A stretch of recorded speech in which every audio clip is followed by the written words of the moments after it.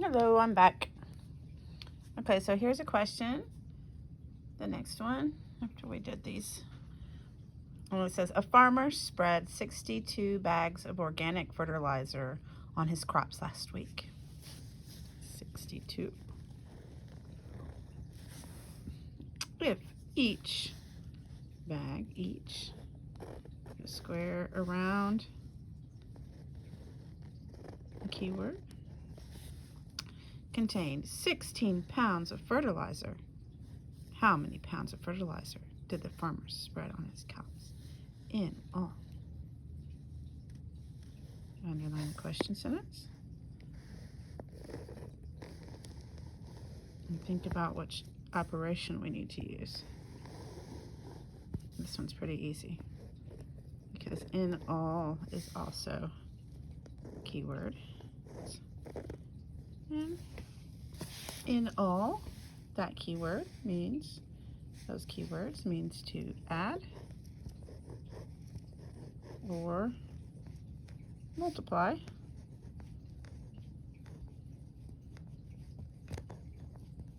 Which one is it? On this one, each means to multiply or divide.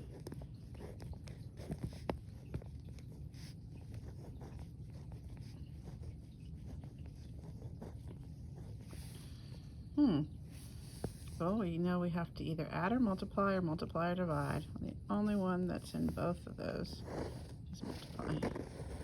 So we know we're multiplying. But we can also visualize it. Yeah, 62 bags of a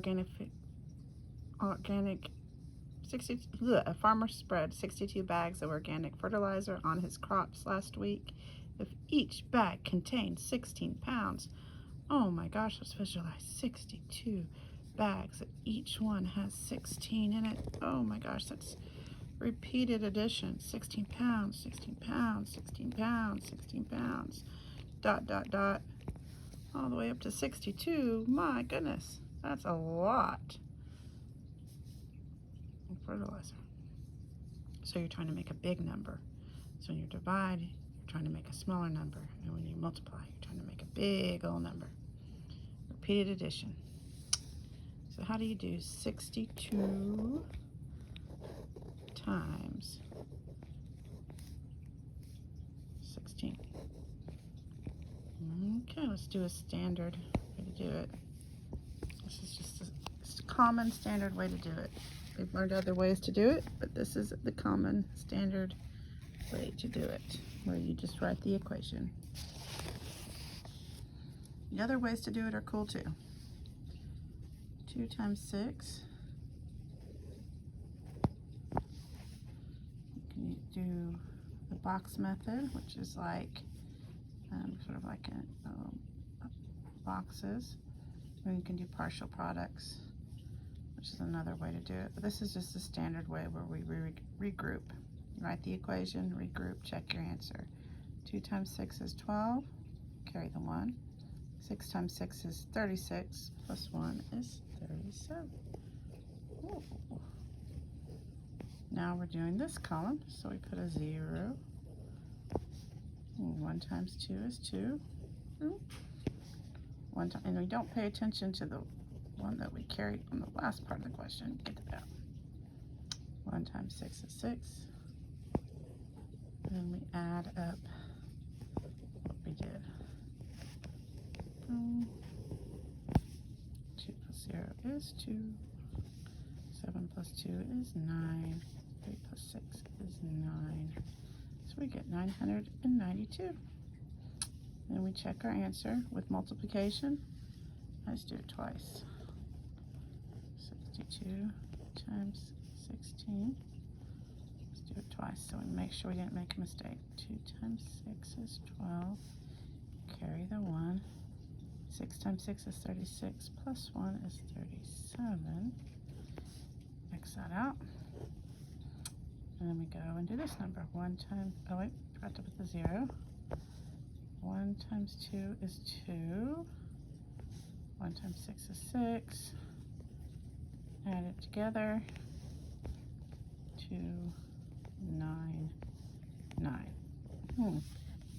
Matches. Check. We know that we can always add a decimal point and zeros. It's the same number. And that's important because when you fill in these, you have to put 9. Remember, the number that's closest to the decimal point goes right next to the decimal point. So 992.0, and this is just kind of cut off, but it'd be 0, 0. Fill in the 0. Fill in your answer choice very carefully, always. Make sure you get it perfectly in there. And then the 2. Fill that in just perfect. This is good. 992. Okay. What does this next one say? Flacco. Somebody's name in a story problem. You're just like, okay, whatever that says is who did it. Sometimes you can read their name. Sometimes you're just like, I don't know. Flacco spent a total of $84 for 1 fishing rod and 4 fishing lures. Each fishing lure costs $3. Which equation can be used to find R, the cost of the fishing rod? This is a multi-step problem because you spent $84 in all for 1 fishing rod and 4 fishing lures. Each fishing lure costs $3. There's a keyword, each. There's a keyword, total. Which equation can be used to find R, cost of the fishing rod? So when we visualize the problem, if it says he spent 84 in all, then that's going to be the big number. And all the parts are going to equal up to that big number. He spent 84 in all, so we're visualizing the problem.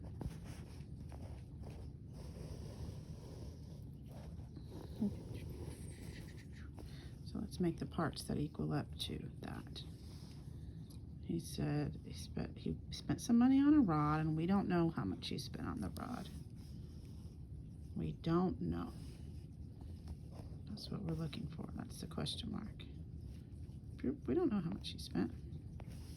But then it says each, he spent four fishing lures. He spent $3 each. So there's our multiplication problem right there. 4 times 3. You got 4 lures, and they were $3 each. So that's repeated addition. 1, 2. I'm not drawing this perfectly, but you can see the 4 lures that were $3 each. 2, 3. So there's our visualization of the problem. This is how much in all. And then this is how much the lures were. And this is the R that we're trying to find. What is that R? So when parts add up to a whole, that's a subtraction problem. So it's 84 minus this. So we look for 84 minus, so we can immediately eliminate answer choice C. So we have 84 minus what? Well, this is 3 times 4, so it needs to be 84 minus 3 times 4. Not 4 plus 3, not 1 plus 4 minus 3, not just throwing all the numbers you see into it, but 84 minus this part. The lurs. Lurs. It's 84 minus 4 times 3. So it's B. Not 4 plus 3. Not throwing all the numbers into it.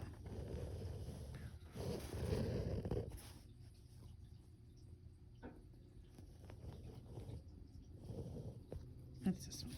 Okay. So let's go on to the next one.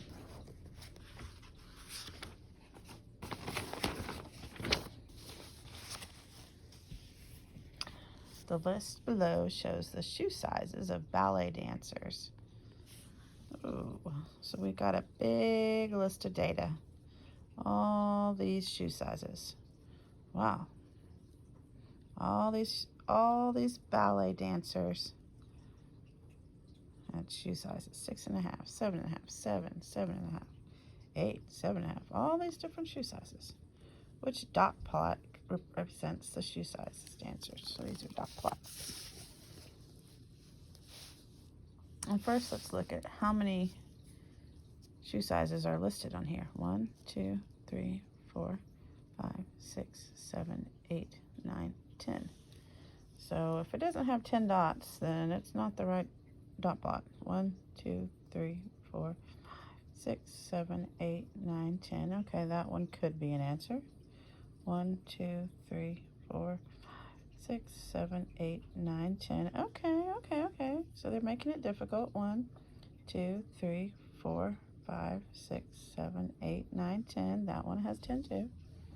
1, 2, 3, 4, 6, 7, 8, 9, 10. Oh, okay. So they're really making us analyze this data. So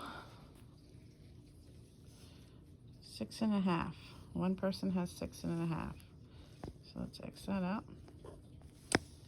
One person has 7.5. So let's X that out. One person has 7.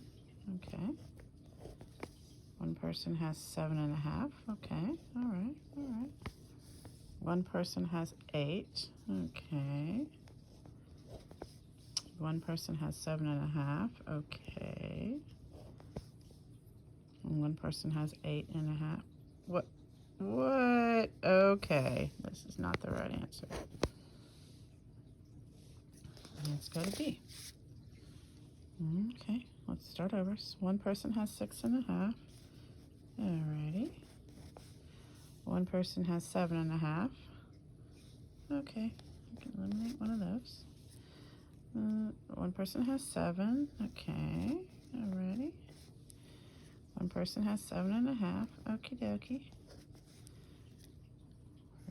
This one. One person has 8. Alright. One person has 7.5. Okay. One person has 8.5. Okay. Good. Checking out. One person has 6.5. Wait, where's the other 6.5? Okay, this is not the right answer. Bam. Looks like C might be our answer. But we gotta check them. We gotta check it. 6.5. Okay. 7.5. Okay. 7. Okay. 7.5. Okay.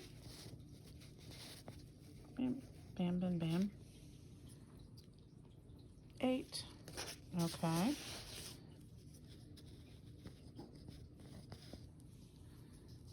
7.5. Okay, there's another 7.5. 8.5. Okay. Checking out. 6.5.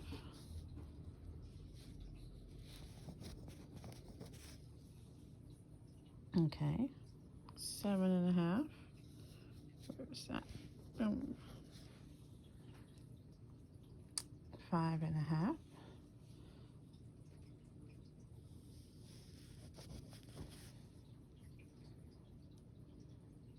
Looks like I missed one 7.5. You have to be very careful on these. Let me see how many 7.5s they have. 1, 2, 3, 4. 1, 2, 3, 4. Let me get that again. 1, 2, 3, 4. Okay, this is not the answer. I'm eliminating C. Nope. Let's put this one. 6.5.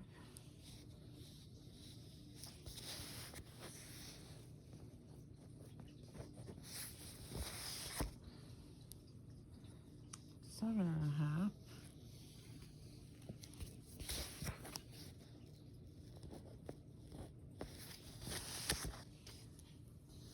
7.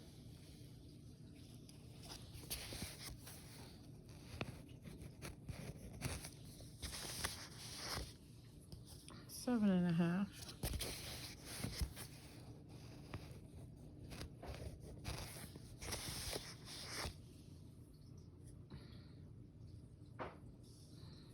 8.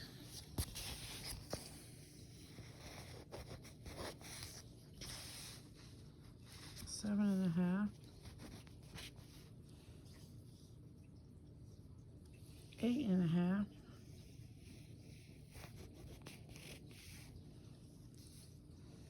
6.5.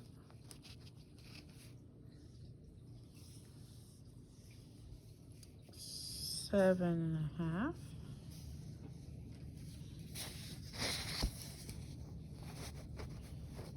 And 5.5.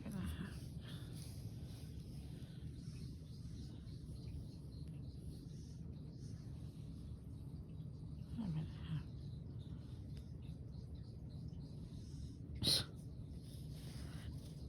What? What did I do? Maybe this one was the answer. And I messed up. 6.5. Is 6.5 on there once? How many times is 6.5 on there? Twice. So it should have 6.5 twice. How many times is 7.5 on there?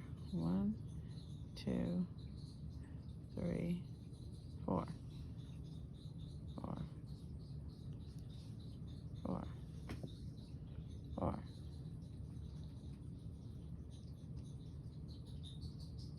Let me go back to this one. I don't know what I did. 5.5 is on there.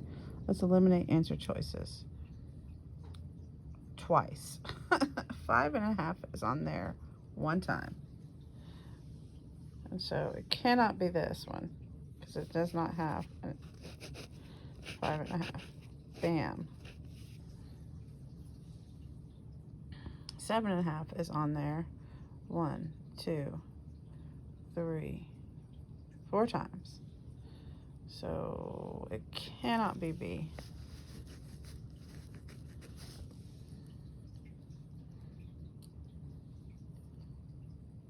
Seven is on there once. Okay. 8 is on there once. So 8 once. 8 once. 8 once and 8 once. Okay. 8.5 is on there once. This one does not have an 8.5. So again, I guess we're coming up with this one. But why did I think it wasn't right? I guess I miscounted that there wasn't 4 7.5s. There is 4 7.5s. Okay, I caught my mistake there.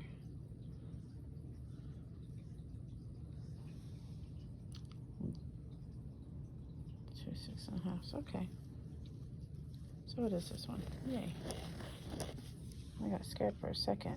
I'm like, oh, none of these answers correct. Okay, this one is correct. Yay. Whee. Okay, so let's look at the next one.